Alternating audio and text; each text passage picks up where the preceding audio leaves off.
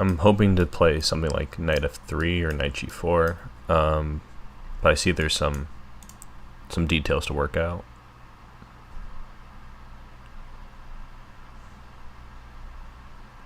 So just taking time here on the second move.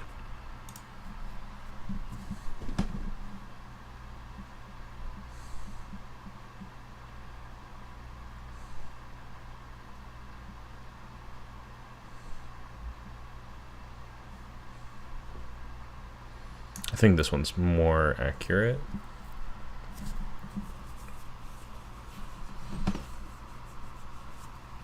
Okay, this is something I saw, but I wasn't sure if it was winning for white or not. Makes sense that it would be, because h6 is important. The reason I thought that knight f3 was more accurate than knight g4 is I saw that they could take and play rook h3, so I probably should have noticed that this is also like part of that same idea to attack h6, but it's not too easy to sack an exchange and then play a3, forcing them to play rook b7.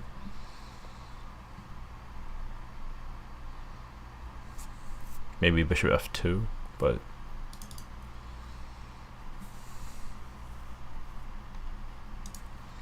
welcome, Sudakus Chess. I got these puzzles from chessable.com. I can send you a direct link in just a second. Let me see if I can get the move right here. Then I'll send it. Thank you for joining the live stream.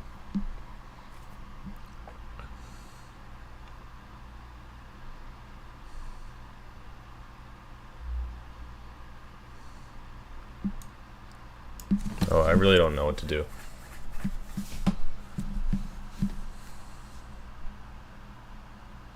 I don't really want to give up this a pawn, but you know, I've got two of them. Maybe I'll play this. Maybe queen f5. Like, just give up those a pawns. Try to create some counterplay. I think. Okay, so d5 is protecting the pawn. And why can't they take on d5? There's a double attack here. Yeah, that's good. More than double, in fact. Alright, yeah, so here's the link. The thing is, you are not able to... You're not able to view this book unless you have the Chessable Pro. So that's part of why I'm streaming it, so you guys can follow along even if you don't have access to the book. Yeah, thanks for following along ever since I was on Gotham Chess. I actually used to support him a little bit when his stream was still pretty small a few years ago. At that point, I was just coaching full-time, and I wasn't streaming at all. But now I'm only streaming, and chess coaching is more a thing I do for just a few people at a time, aside from this like free online stuff.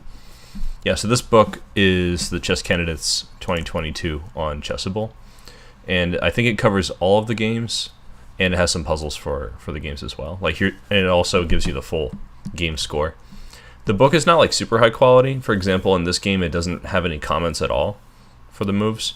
A few of them it does though, so you might have something interesting. I think the raw PGN here is not that useful. Thank you for the subscribe on Twitch. That is super great. I look forward to seeing you around more. By the way, if you want, you can join the Discord. Let me send you a link right here. And that way you can get together and study or just chat with other people who are part of my Discord. So, I hope you like that. Anyway, yeah, just the moves, you can get the moves anywhere. You can get them from the Weekend Chess, which is a free website that puts out games every week, usually on Wednesdays, I think. So if you have any chess software, you can easily download all the games. I guess this is good if you don't have a computer that can handle a chess PGN, but like basically every computer can do it. So it's more the comments that are useful. I find it kind of sad when there's no comments. But anyway, I still like to check the game out, so that's why I'm doing this. Yeah, no problem, Sudakus. So there's g5. This was a game where Caruana is pushing on the king side as black. I think this is a theoretical position. There's probably several games played here. There's not really anything new under the sun in the Italian opening. It's all been played, it seems like. But still, it's fun to play. I like to play this opening with white too. In fact, I could see myself getting this position. I don't always play this with 7 a4, but I might at some point, you know, switch it up just for fun and end up in the same position. This is a fun pawn sacrifice. This position is one of the puzzles we just looked at, where they should not take on d4, because after rook a3, the bishop is misplaced, which is not easy to see at all. This is more like some... I would consider this like pure opening prep kind of stuff. Like, you'd have to really study this particular position, in my opinion, to come to the conclusion that you can give that pawn easily. It's not like it's part of a recurring pattern, at least not any easy recurring patterns. I'd be interested to see if I could find any other games that have the same thing going on. So they played knight c6 in the game, and then rook a3 anyway. And it's interesting how white is just giving up the d-pawn for some initiative. But the game ended in a draw, so not sure how successful it really was. I guess compensation.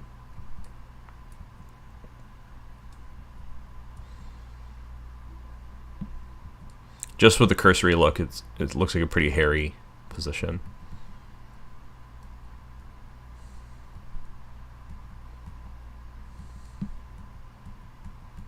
Yeah, and Caruana repeated the position instead of going for the win with rook takes b2, followed by a3. So this is our game. All right, Sudakis, I just gave you privileges to talk on Discord. Thanks for joining. Okay, what's this one?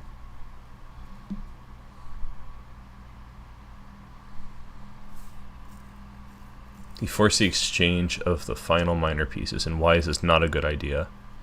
Well, I guess that means the first move is to exchange the minor pieces. I imagine it's not good because I can blockade and win this pawn. Rook endgames are crazy difficult sometimes, so I usually have some doubts. I don't see why it would be a different move, though. Let's see.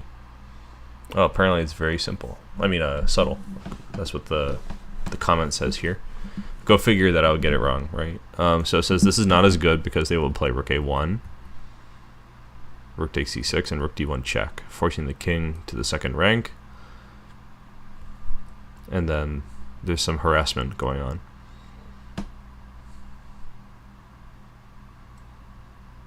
Yeah, I think if I had this position with black, I would play very, very similarly. So I get that. In my experience, people rarely ever make use of the invasion on the back rank when I'm able to like start pushing my pass pawn or like attack on g7, but this does appear to be an exceptional case. Okay, so we have to go here. So that after rook a1, they're not threatening rook d1. So we can go ahead and snatch that pawn. And I'm guessing here that I want to play rook c7, so that when they take this, I play king d3, and I don't really care what happens after that. So, all right, and that's the answer.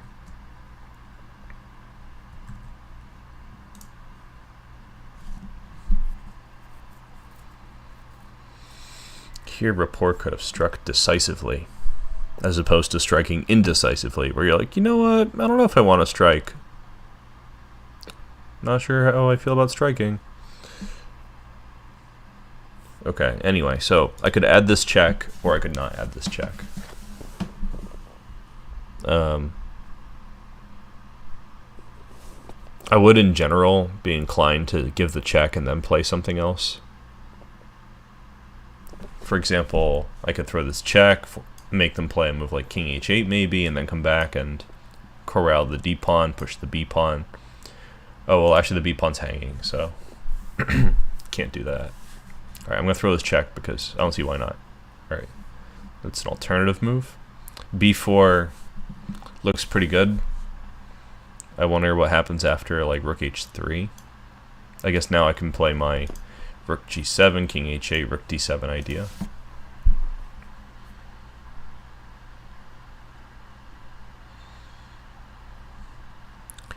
In the rook and pawn games, usually it's more important to get the passed pawns rolling and start creating threats than it is to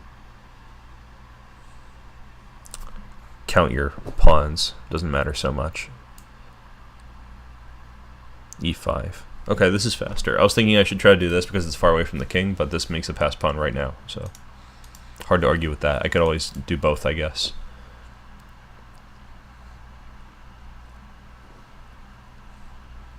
Rook d7 is probably timely because the b pawn's not hanging anymore, and I can respond to rook g3 with king d4. Oh, we should check first. Or maybe not at all play rook d7.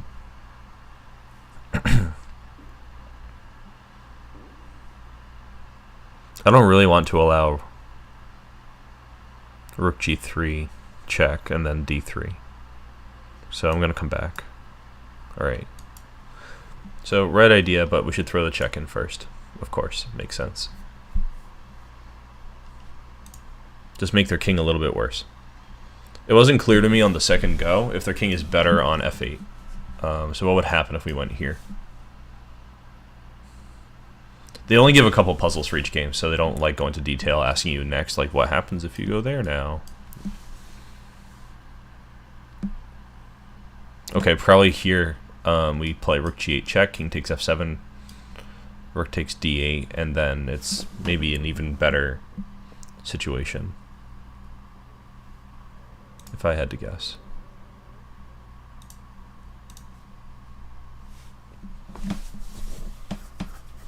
So black needs a fighting chance in this position.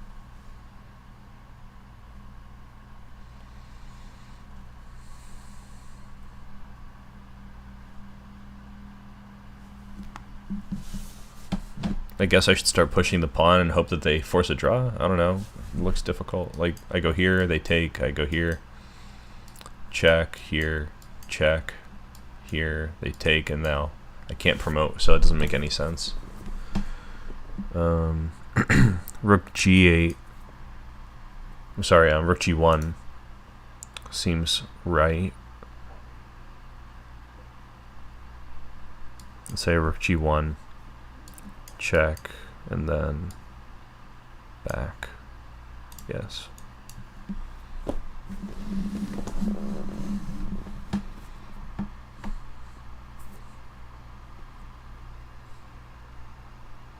Okay, so e6 threatens mate. I forgot about that, or didn't notice that, I mean. And so it's good to stop that. It's a forced move. I should see that ahead of time. Now after king g6, what's going to happen? I go here and then lose the game. So maybe...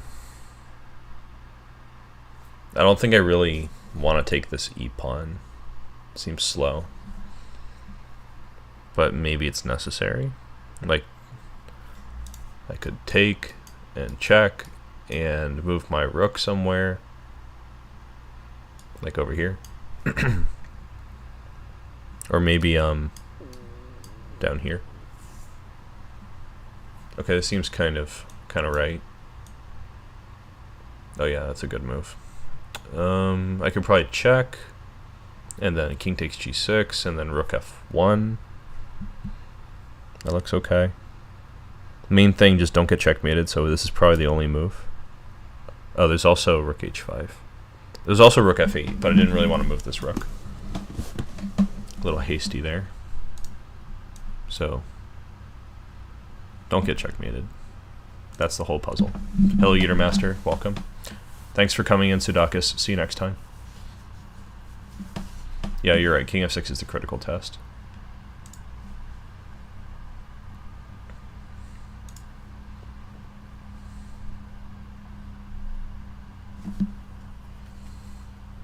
So there's apparently a study-like win for white.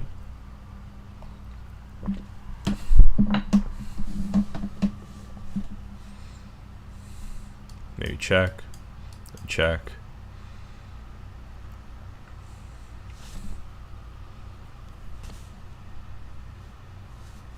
No, I don't think so.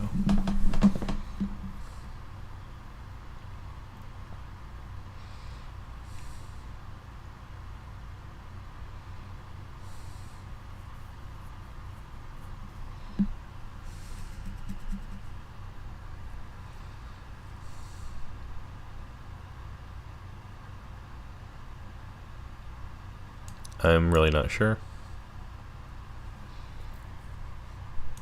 Okay, so b4.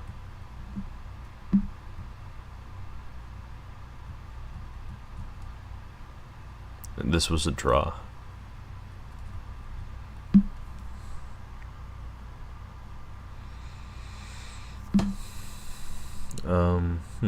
Yeah, this is interesting to consider being a draw.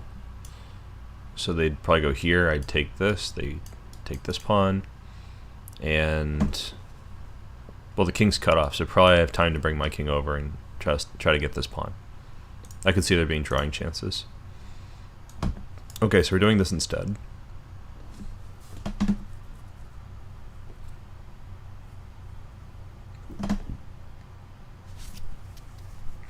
If I can play rook f8, king h7, rook f7, rook takes, pawn takes, d2, I can still play rook d6 at the end of that line. So that's good.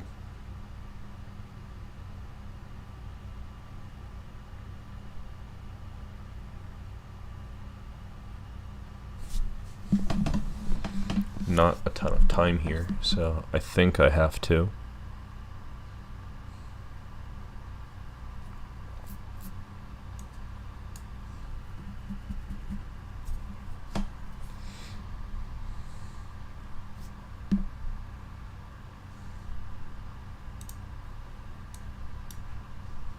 I have to play some defending moves here. Oh, okay, we could give a check too. There's a mate threat here. I thought it was good to get rid of their rook.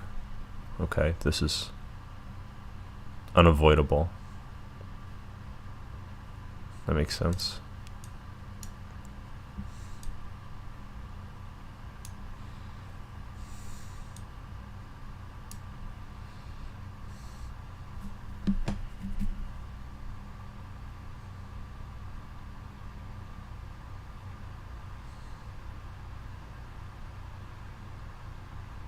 There's still a mate threat here.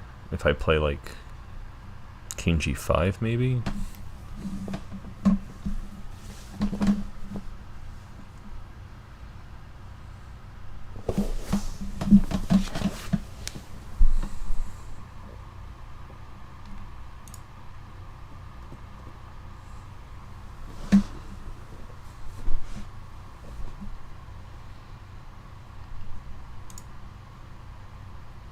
I don't know, I'm gonna go here.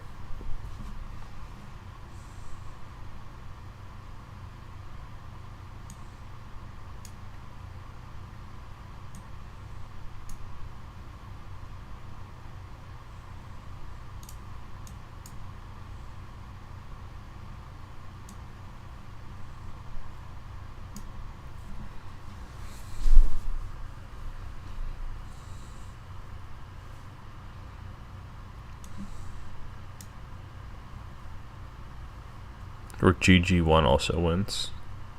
Okay. Yeah, this is an interesting puzzle because so king f5 is a pretty normal move to make, but you have to see, I guess, that black has drawing chances after b4 to eliminate that. d3 makes the most sense because after rook b2 this threatens mate. Well, not mate, but like they have to trade the rooks. I thought that was how I was going to win this whole time. So then e7.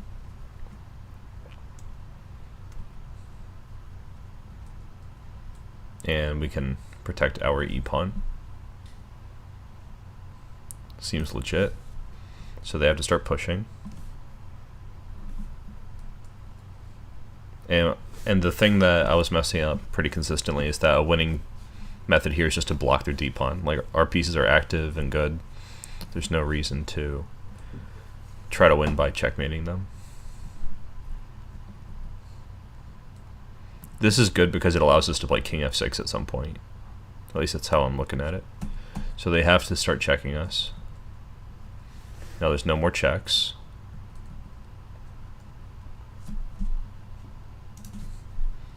I thought I could just take this, but then white only has a perpetual. Yeah, I was thinking here and then here, but they have king f6 and also king g6. So that makes sense. Didn't really think too hard about it. Should have. So then we just block the pawn and that wins. I also thought about this one.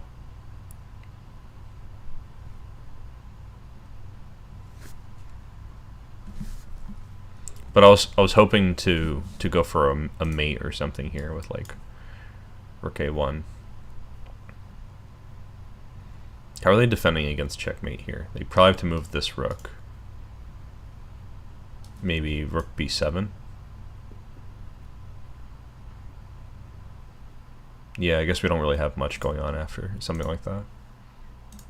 Utermaster was commenting. I didn't have time to answer it while I was on the timer. But let's see. So you're saying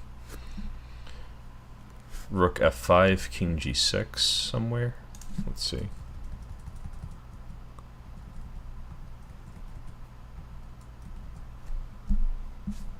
Alright, first of all, is there a position where they can even play king g6? I don't see any position where they can play that.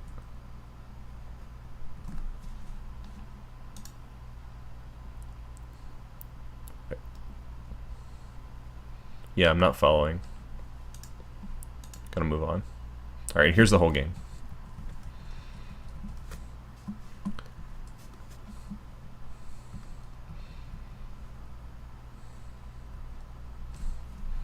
By the way, is my audio okay? I noticed that I have my settings wrong on my mic and I was messing with them. So if you guys can just confirm that everything sounds fine, that'd be really helpful for me. This Morality bind type stuff is usually favorable for white.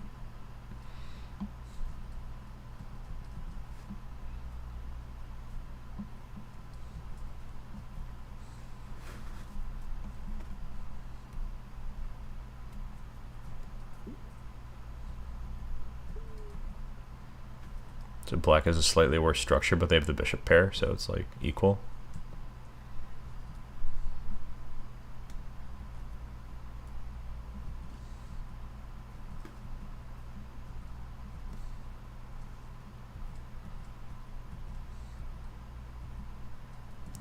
Black's bringing bishops to a knight party.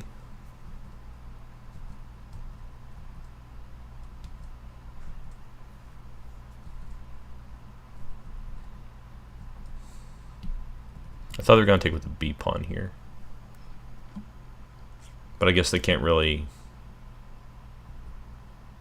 afford to let black play like rook b2 maybe? Is that the issue?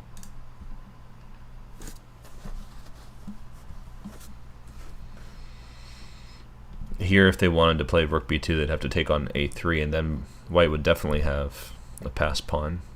I don't think they would take with the bishop. So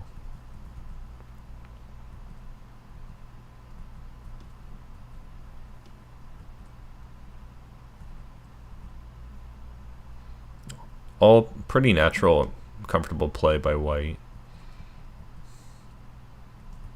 King d2 is a nice move, as we saw in the puzzle.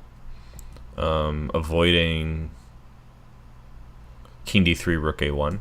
So now when they play rook a1, they're not threatening rook d1, so they can go ahead and snatch that. This ended up being a draw, but it looks like white was winning. First with this breakthrough, which should really be a no-brainer, but I missed it.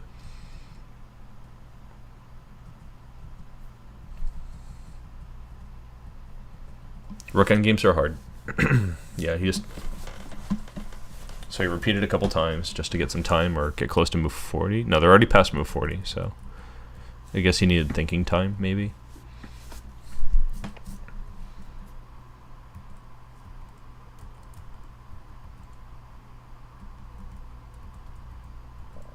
So here's where the win is, with king f5, not b4.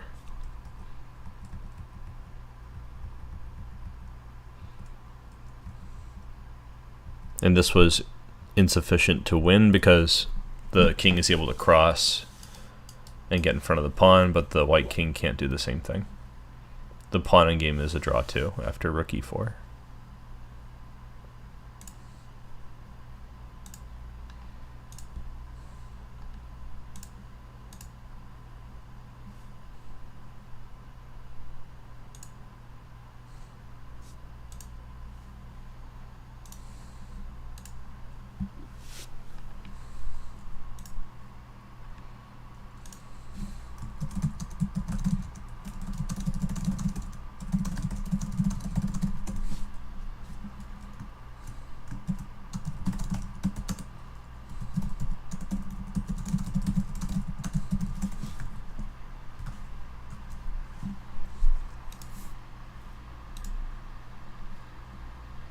Okay, so we have the stats guy talking again here. I've heard that this was posted on Reddit, but I'm not sure if that's true or if it was someone else's statistical analysis.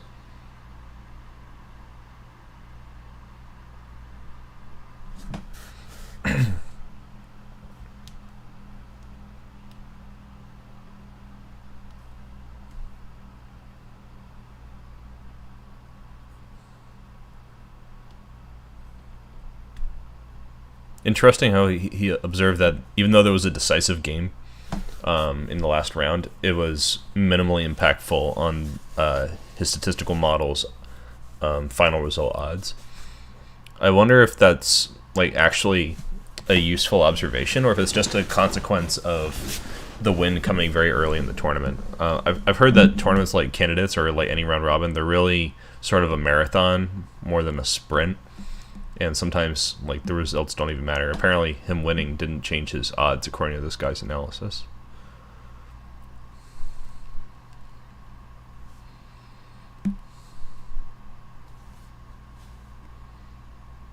Ding remains the highest rated player in the field.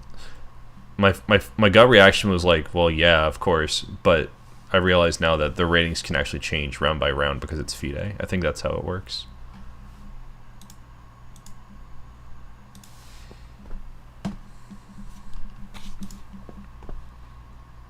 This is a very funny looking graph because there's like so much more for them to actually do. Alright. Not that interesting for this round.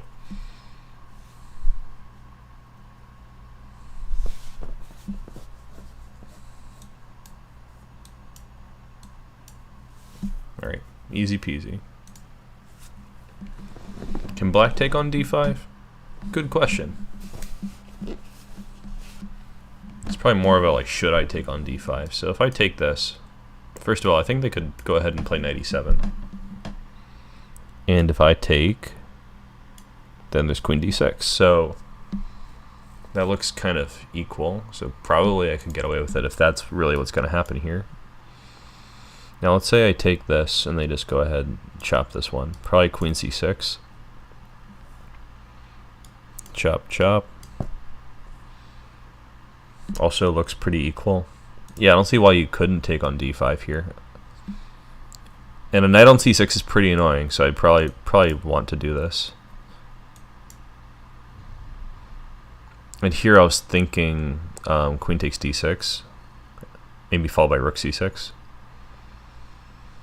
just to keep things extra boring. Okay, knight c6. We don't want to trade those rooks. King e7 is coming next, so that makes sense to me. I'll probably still play king e7 here. Yeah. All pretty natural stuff. Caruana simplified this drawn endgame. Well, when they put it like that, it's probably easier to figure out. So white wants to simplify some stuff. I could just sack the bishop for the pawn. Like king takes king takes b4, f3, bishop c4, and just like, come at me, bro. Just wait for them.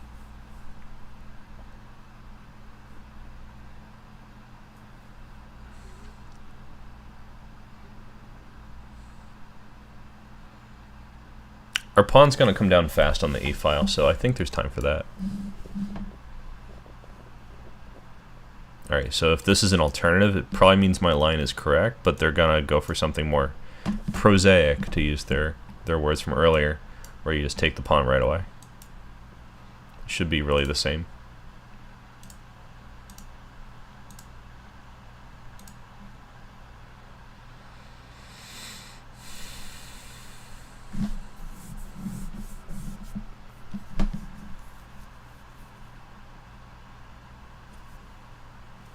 Apparently this is a bonus puzzle. This is from Rapid Championship in 2019. There's some kind of combination here.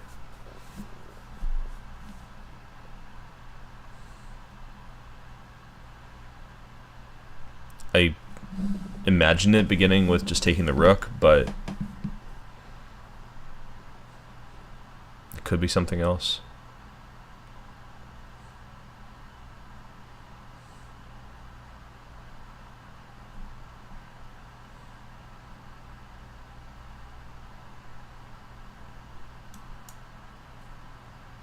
Rook takes a2 is what I was really calculating here, but I wasn't able to finish before the time ran out. So we take this one.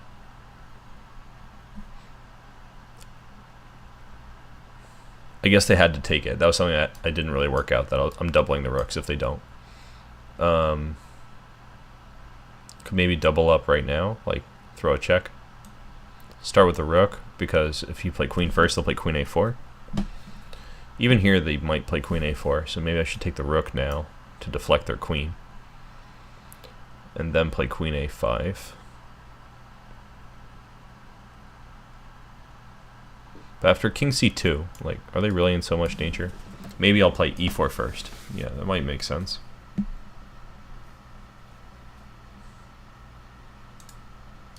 e4, queen e4.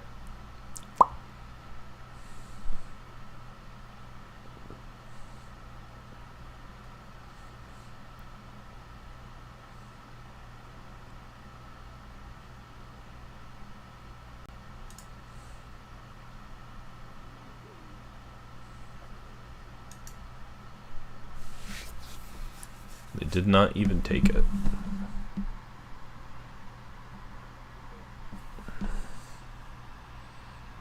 So I was thinking queen d4. I'm wondering about this move. Like, are they perpetualing? No, I think king h8 does the deed, does the needful. It's only an alternative move. That's rude. Oh, there's rook a1 here. That makes sense. Okay. I take back my negative comment. This is nice.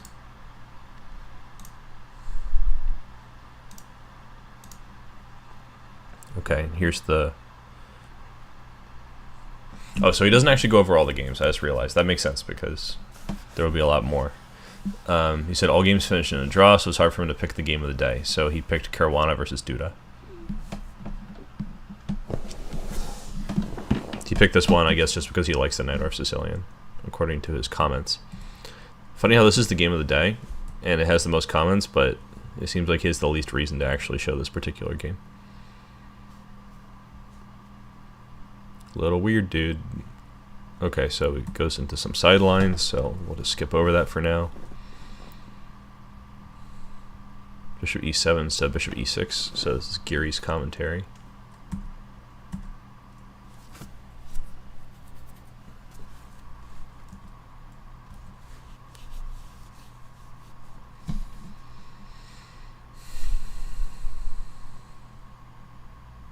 Alright, so he has an interesting note here.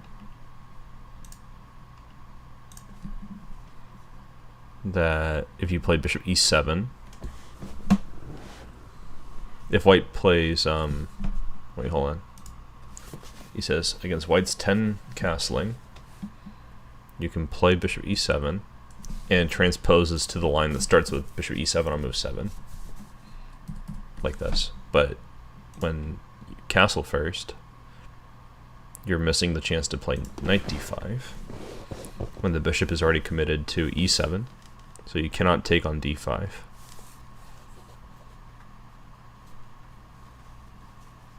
Normally when you take on d5, you play g6 and bishop g7, but here you can't do that anymore. So you can play knight takes, pawn takes, bishop f5, and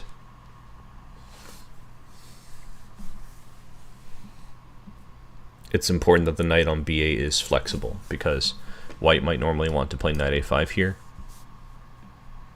but after b6, knight c6, you can take it because the knight is still protecting c6. That's a good detail. So sometimes you're going to want to wait so you can snap off that knight at the right time.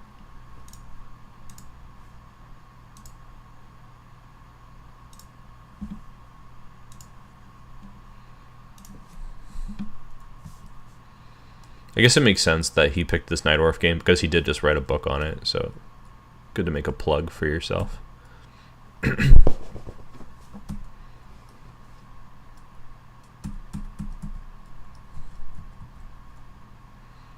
c6 is weak, but you can take on d5. And he considers this endgame good.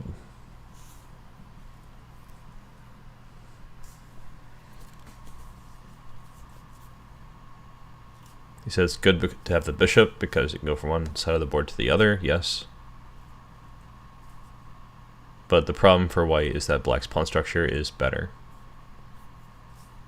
It's easier for black to create a pass pawn with f5 and e4, and white will have more difficulty with b3 and c4. I guess because black already has pressure. A very small difference.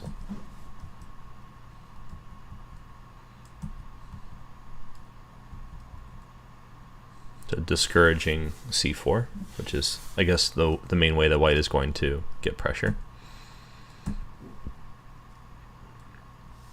King f6 looks like a temporary setback on the path to playing f5 and e4. Hello, Mahir. Welcome. Yeah, it's equal, but I do like black better as well. A lot of these Sicilian endgames are just kind of slightly better for black. It's surprising how often in practice you can like really make it into a full point. But against an experienced opponent, I think it's often pretty difficult. I mean, this game was a draw after all, right? Experienced opponents. So white eventually got their c4 pawn.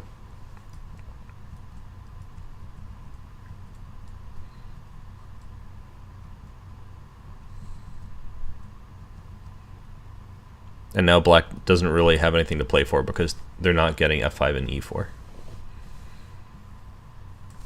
I think I would probably hope to play f5 pawn takes e5 and then king takes e5 and see if I could somehow break through. But it seems very unlikely. And c5 is probably a precise move, giving up the pawn just to liquidate everything to a draw.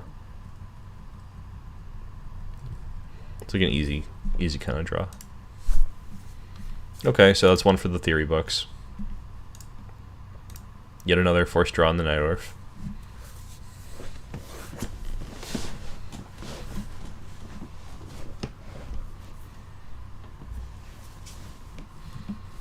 I want to keep up to date with the current games more. I've been having trouble with that just because of my schedule and stuff. So we should talk about games on stream more often. I think that'd be cool. Like if you guys ever have a game that you like and you want to pull it up when I'm live streaming, you know, we could definitely do that. I'll take recommendations or requests.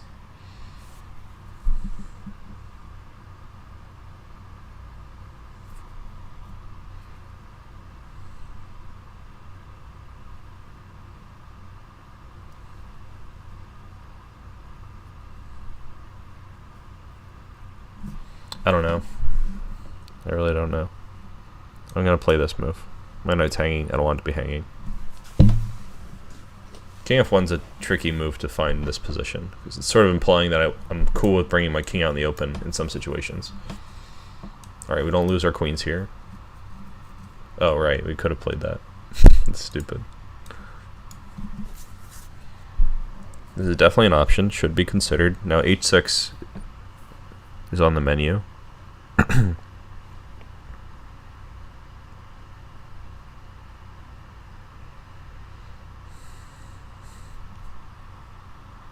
And what about just taking this?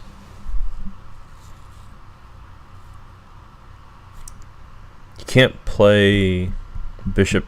Maybe I was thinking how this is hanging. That could be a problem. Could maybe protect it with tempo by playing h6, but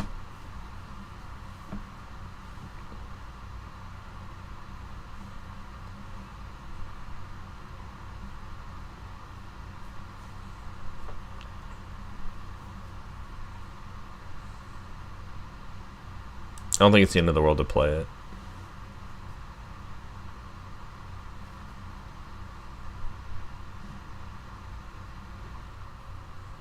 Okay, so it's saying it's better to wait until they play with like bishop b2.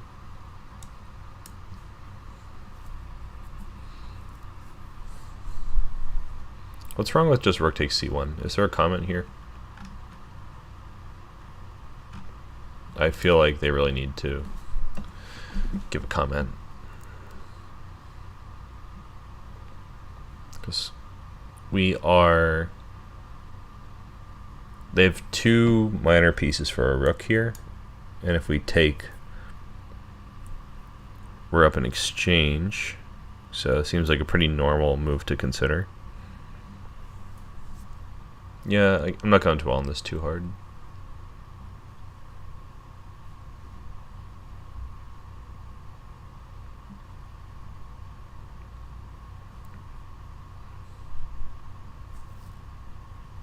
Actually, I'm going to dwell on this too hard. Let me switch scenes to the analysis scene.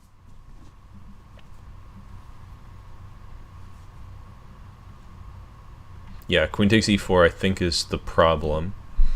And I did mention that earlier. That's why I was thinking h6. I was thinking like h6, king h6, queen h4, king g7, and then rook takes c1. So this is really what I was getting at here, because after this sequence, I'm pretty sure that queen e4 you can just take it, and if they play bishop takes, then we have rook e1, f5, and then f3. That looks winning to me. So let's flip on the engine and see. So obviously if we take this, there's queen e4. That's a problem. Now what about h6 first? King takes, we throw this check, they go back, and now we take it. Alright, there's queen d2.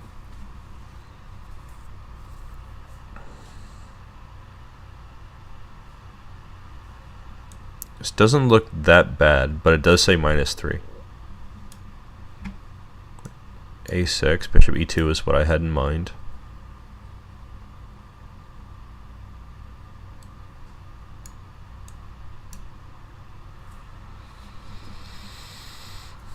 Okay, so the pawns are dropping off. That's a problem. So let's say that we are gonna entertain this, but we still allow them to play queen e4. Oh yeah, h6 is mate. I forgot about that. Okay, so they probably should play. Yeah, okay. I think I didn't appreciate how this move is preparing h6, which would win the game. Okay, that's easy to understand. No reason to really be worried about whether or not we have a good position after h6, king takes, and queen h4. Like, we have an exchange, but they have two pawns for it, so okay. I think there's not really too much to see here after all.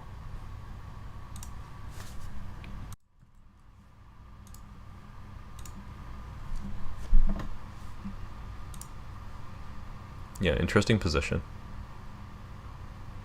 Well, here, you had some interesting games to look at in the Discord, right? Do you want to look at any of those right now? We could like open an analysis board and just play some moves if you have some games you wanted to look at.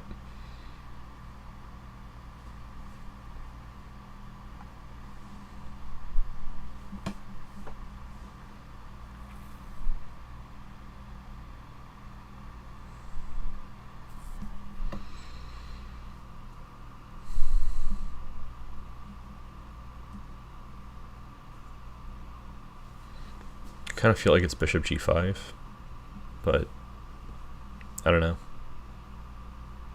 I'm gonna play it. There's no time. Okay.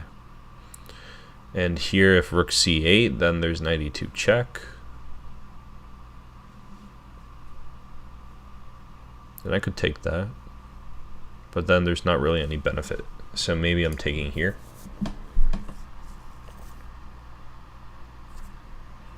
Or maybe I'm taking here.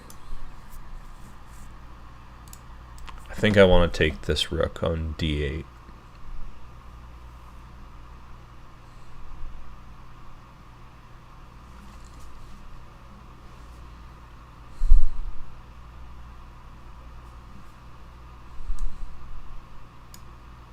Yeah, there we go.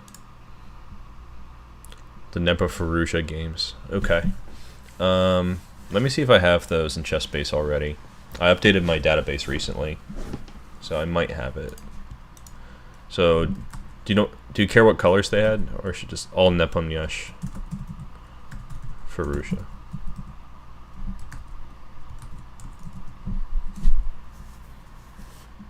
Okay. I have all of their games from 2022 right here through August 3rd. No, September 3rd. So I could throw any of those up if you want.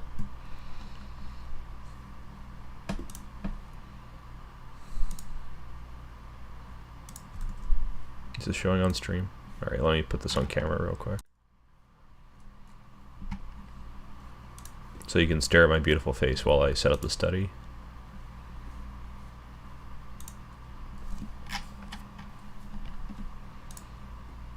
The sink-filled cup. Okay.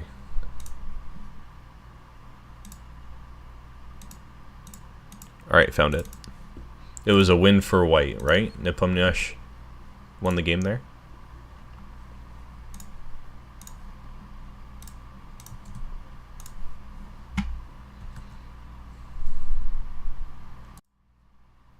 Alright, I got it right here. Oh, it looks funny. One sec. Gotta finish setting it up. Something's kind of funky about this. Anyway, the game is there, which is good. Ooh, the board can get even bigger now than it used to. Let me accommodate the largeness of the board.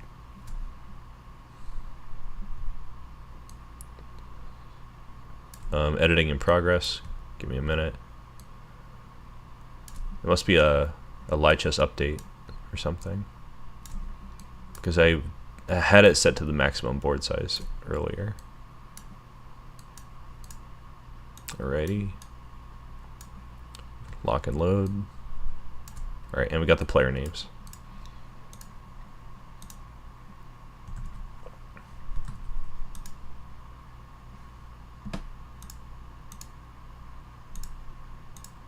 And there's our move panel, which I will also make a little bit nicer to look at in a sec.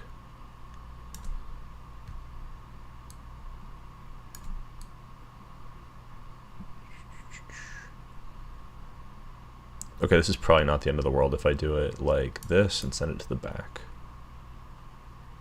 Alright, sorry for the finagling and finessing. I think we're in good shape now. Alrighty, so maybe make this even. So this is our Firouzja versus Nepomniachtchi game. Actually, Nepomniachtchi had white. Let's take a look. This is my first time seeing this game, I think, because I haven't been doing a great job of keeping up. So what is this, Catalan? I think this is Catalan.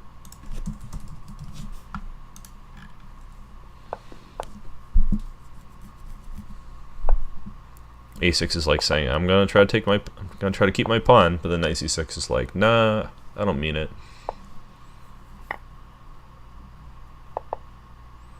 Okay, this is all mainline stuff if I remember correctly. This pawn sack I think is pretty normal.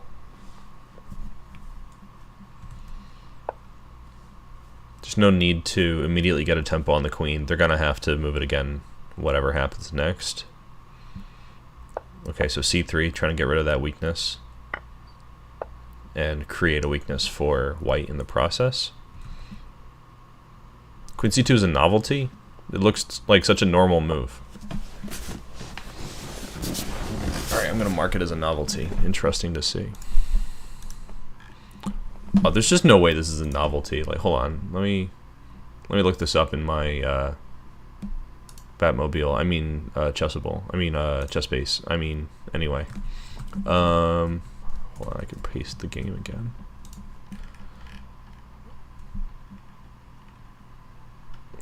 Queen c2 has to have been played. Let me see if I can switch to chessbase and show you what I'm looking at in a sec.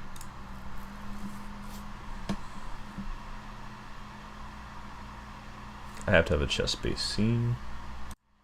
I wonder how bad it's gonna look.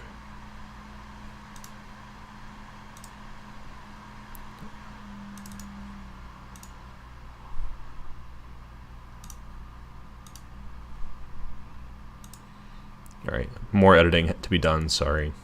I haven't used the chess-based scene in a long time.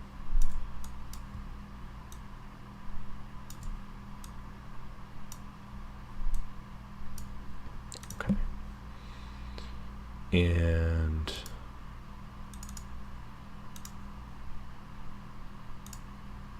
alright, so this is our stuff. Yeah, this has been played 36 times. And this is just with my database. I'm sure that there's more. Like, I'm super confident this has been played in correspondence chess before. But yeah, definitely not a top move. E3 is most common. These have all been played in 2022. In fact, there's several moves that are less common. Queen d2, bishop e3, knight a3, knight e5. I'm going to put these as notes in live chess real quick, just to... I might toggle back and forth between these windows while we discuss this.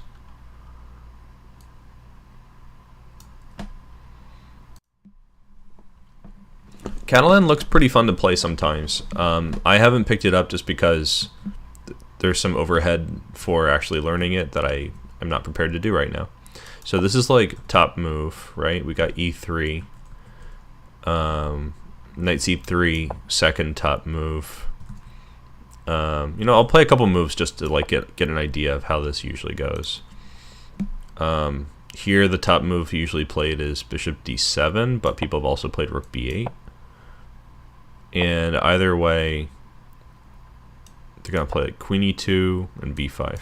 Okay, so black is trying to hold the pawn in this line, and white might undermine it. That's just one way that this could be played.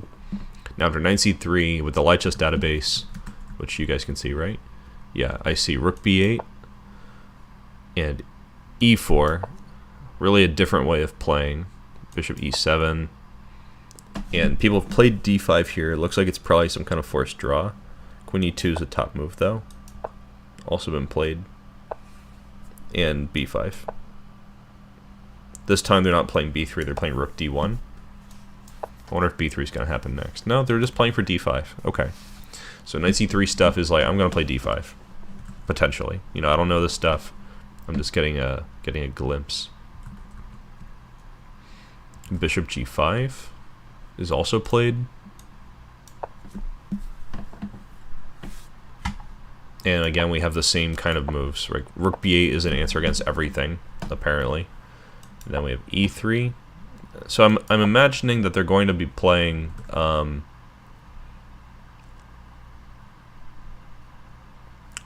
queen e2, knight c3, rook d1, that kind of stuff. Maybe even b3. But with the option of getting rid of their bishop. That might be how this goes, how it's different. So bishop d7's played a lot, and yeah, go for it. They take this one and play knight d2. b5, b3, undermining the center. Okay, so that's an example of how this might go. Knight bd2, also played.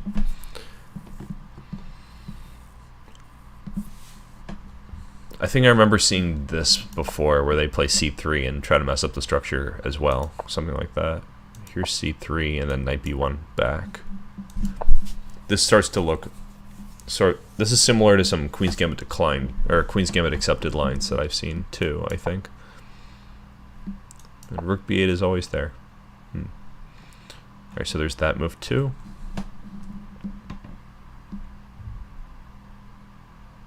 And then we also have a4.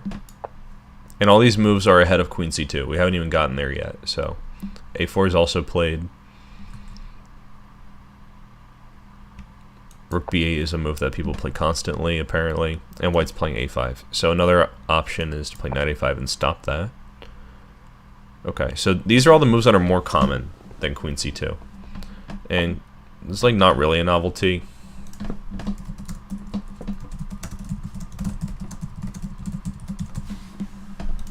And there are other topical moves. So this is actually just the fact that there are lots of moves that they could play. This might be a reason to try playing this opening. You know, like there's a lot of maybe cutting edge or new stuff from this position that could be good for your home prep.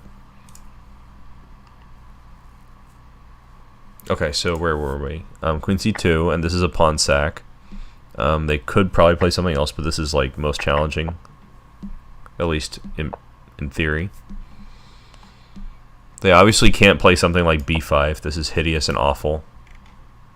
This is normally where I say pause the video and find the free piece, you know, that kind of thing. So they take and take.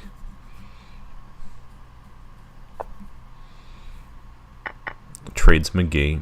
I was almost expecting like more sacrificing, but black's position is solid. I don't think it makes sense. So this is so far pretty normal looking. But white is down a pawn, just to have a couple extra moves of development. Let's say they just castle, right? They're going to lose that pawn. So f5 is logical. This just to show maybe why they do that. Bam. And maybe come back. I don't know where, e4 or d3. They both look pretty reasonable. Maybe here. Beats me. Okay, so they do this, and we hide. Castling happens. Now there's that tempo that they were probably going for all along.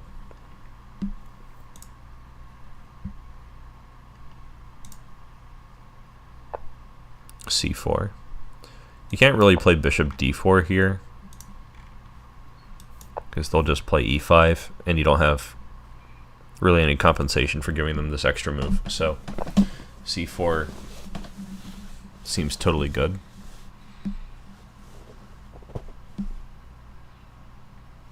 This way, maybe one thing that could happen is if they play e5 themselves, we play bishop d5. I don't know how good that really is, though.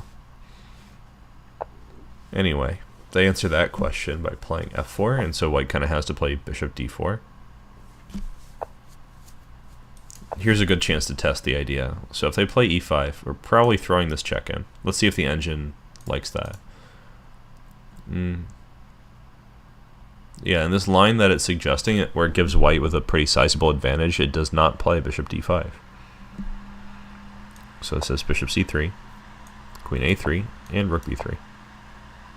Queen a4, and c5. Bishop takes, bishop takes.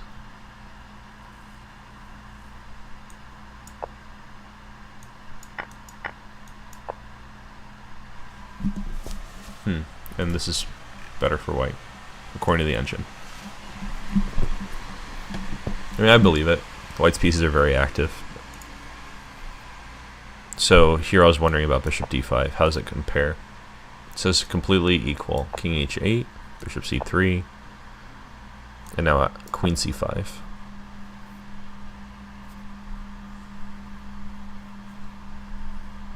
It looks like it's important for white to get this c5 and bishop takes e5 thing going. So this is a major idea, major threat.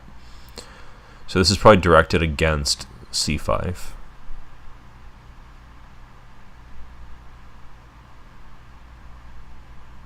Make a comment here.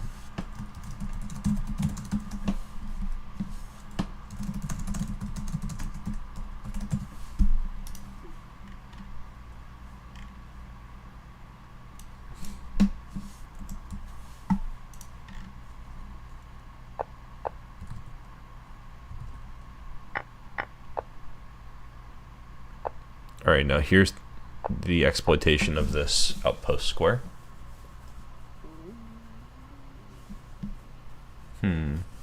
But it's only really now that the dark square bishops are gone. Interesting. But I think Mahir wanted to look at the endgame, right? So we can fast forward a little bit. So this endgame happens by force.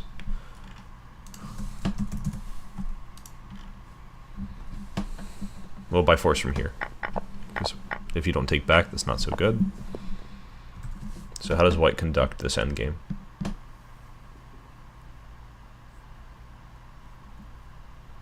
I feel like I've seen this.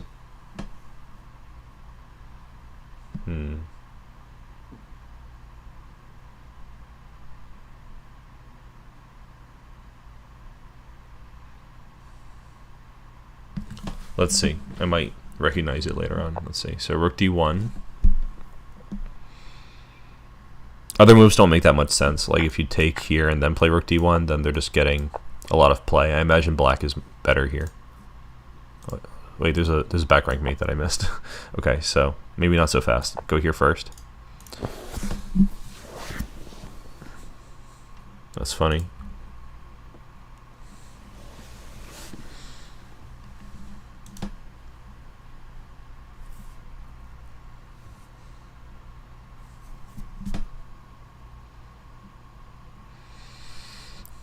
Okay, that's kind of different because now white is actually getting here first. So let's back up a bit.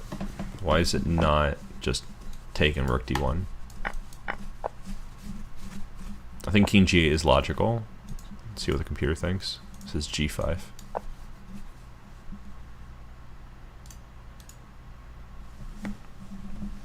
But it also says white's better here. I imagine it's rook d7 here.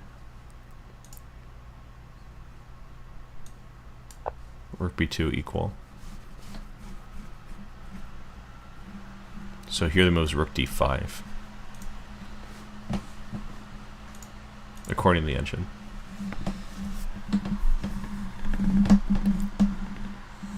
I was thinking we want to get the c pawn because we can get our own pawn rolling faster. Like maybe they'll take and take. I thought this looked pretty good.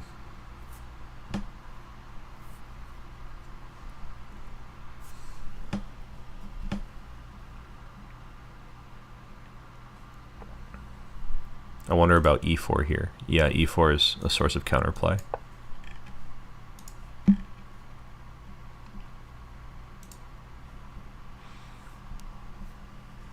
Mahir says that this endgame is slightly better for white due to black's weaknesses. Yeah, it makes sense. I wonder how much better for white. Like, yeah, it's slight, but is it slight where, you know, you can kind of press and make that advantage grow, or is it a defensible small disadvantage for black? Yeah, king g2 to f3 to e4 also makes sense. That's right. Just not in this move order. Maybe this is why g5 is more accurate than like something obvious like king g8. So this might be directed against the king g2 ideas.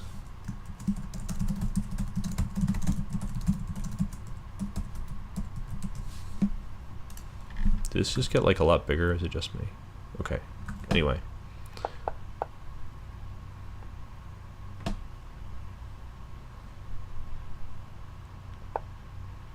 I have to head out soon, so maybe we can wrap up this game.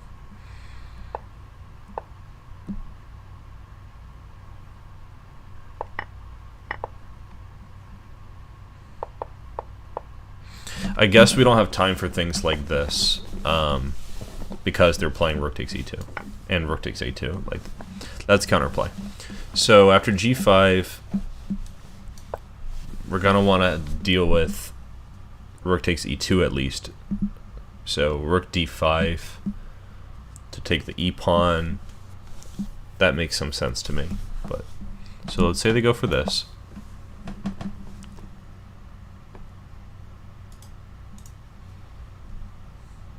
I'm guessing we take this. I guess we just take all the pawns. Yeah, it's just that they have weak pawns. Yeah, I think that's probably a good summary, like Mahir said.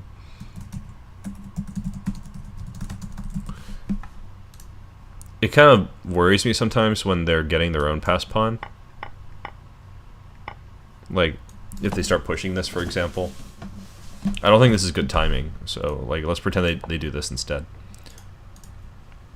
But we can protect our passed pawn. I mean, we can protect our pawn and then go capture on c7 as well. And if they try to play a5, they'll probably even lose on the king side. So let's pretend that they play something like take, take, a5, we take, they take. You know, they have a passed pawn, but we have a majority on the king side. How's the engine like this one? +3, go figure. I would play king g2 here, not f3. I'm not sure why it matters. It really doesn't. It says it's +3, +4, whatever. Okay. Maybe put in a comment here.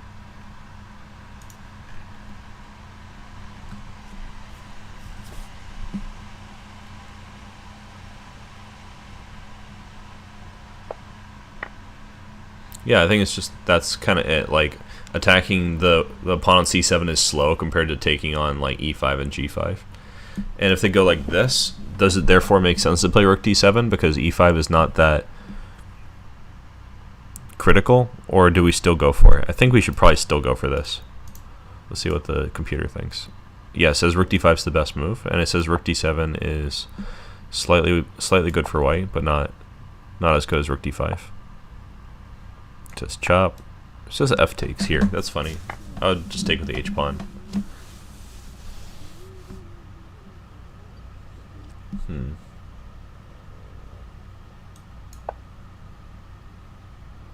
F might make sense so you can play king f2.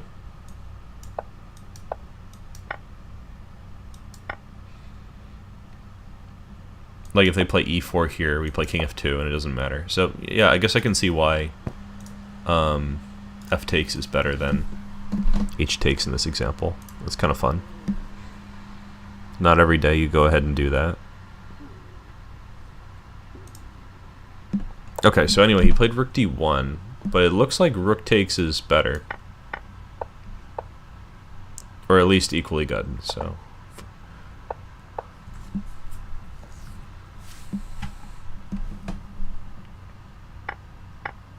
So now he goes for it. Yeah, this is interesting because I guess here, after you play this move, it gives him the extra option to trade rooks, but there's no reason to think that this should be good for you. Let's say you play g5, because we saw that king g8 is not as good as g5, even though this is still like weaknesses for black, right? We don't have rook b5. It might even be worth spending a move to play rook d1 and then go back and attack that. I wonder if it says rook d1 here. It says king g2 and rook b7. Those are the options that it's focusing on.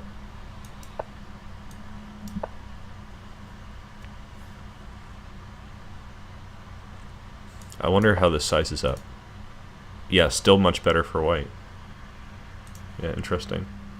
So it's just really that good to go put that rook on d5.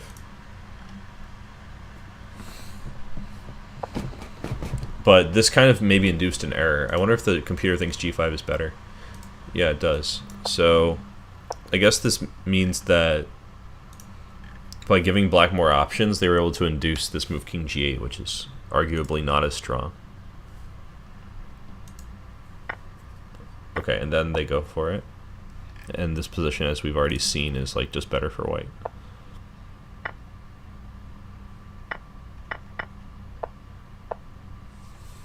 This isn't how I thought this would shake out. So this move is predictable. This is predictable. They have to take this. Well, yeah, I guess this makes sense. Because the alternative rook c5, they probably allow something like takes. Maybe f takes is good, and then they'll play e4.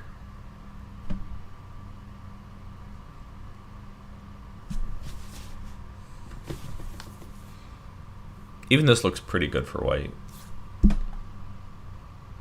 I wonder how bad it is to allow e3. It doesn't look that bad. Let's say I just take this, right? They go here. I go here. So that sounds fine. So let's say they go here. If I play rook e7, then they're playing rook c4, and they might get some counterplay. Even that might still be good. But I was thinking king g2, with the idea to meet rook b2 with king f3, and white's just totally winning. So how does rook c5 compare according to the engine? So we go here. It's still pretty much winning. White's better here, at least according to the evaluation. Here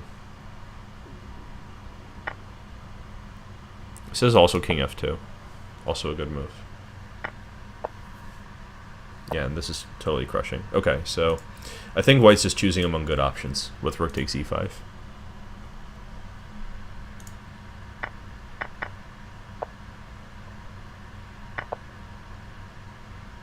This is not unexpected. Now their rook looks kind of funny. Like if you are better, this is not a bad formation where the rook is protecting two pawns at once and like one of them's a passed pawn. That's pretty good. Although it would be preferable for this pawn to be right here on c5. But when you're not on the better side, this is a little bit like ungainly because it's gonna be hard to organize your pieces properly. Now, with white having 4 pawns and black having 4 pawns, you might argue that black is not worse, so this can't really be so bad.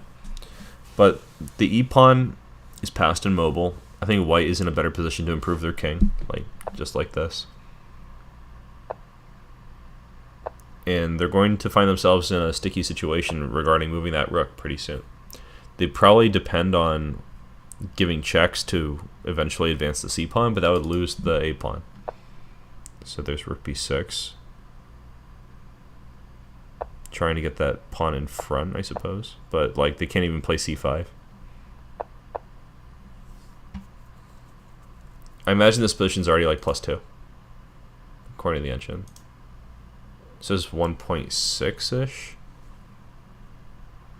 Yeah, basically like +2. I'm gonna just give this as white is winning. I think there's not a lot that black can do. I don't know what their best chance might be. Yeah, white is completely winning, I think so. An evaluation like 1.6 in this kind of situation definitely is winning. Probably with a more powerful engine like the one on my laptop, I could get an evaluation similar to like +3, but it's not necessary, we get it. So white has a lot of space. They have a well-placed rook. This pawn on a6 is a weakness. The rook's protecting the weakness on a2. Yeah, this narrative all kind of checks out. So now I guess just gonna advance all the pawns. Yeah. The full court press. It's funny how the rooks traded places.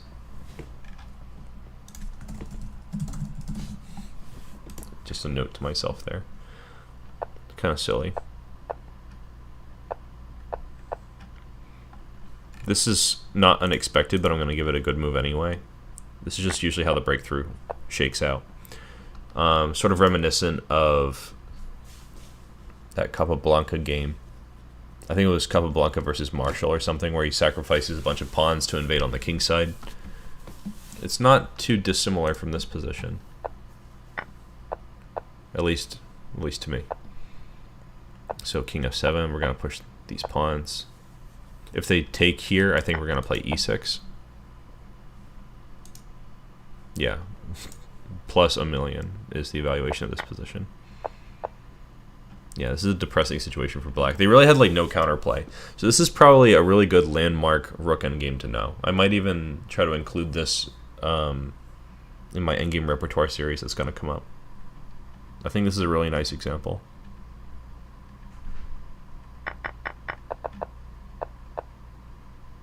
Yeah, I like this. So I'm glad that Mahir suggested that we, well, it's not that you suggested, but you were ready with the game for us to show. Yeah, I really like this game. So I'm glad we were able to look at it on stream. We should do this more often. I think I'll try to grab some games and we can analyze them live in some of my upcoming streams instead of just doing puzzles. Of course, I'll do puzzles too. I do them anyway. I already did mine today, so I don't feel like that much pressure to actually do it. There's also Firouzja and Nepo. Okay. And candidates. Let's see. I'm gonna look it up real quick.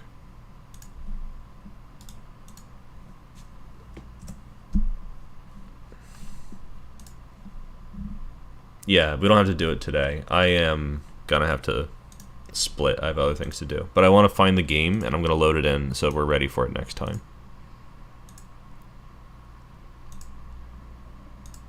I see Super Blitz. I see FIDE candidates. All right, Firouzja, where it's a win for Nepo. Yeah.